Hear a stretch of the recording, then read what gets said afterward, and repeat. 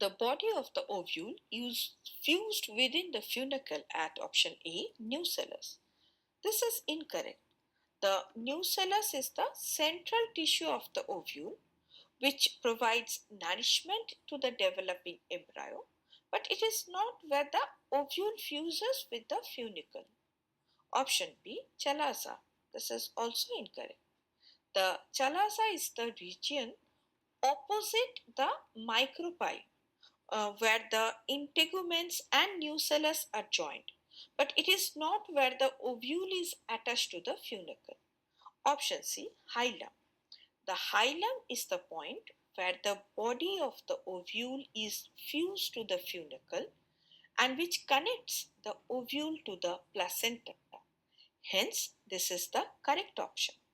Option D, micropyle. This is incorrect. It is a small opening in the ovule through which the pollen tube enters during fertilization, but it is not related to the attachment of the ovule to the funicle.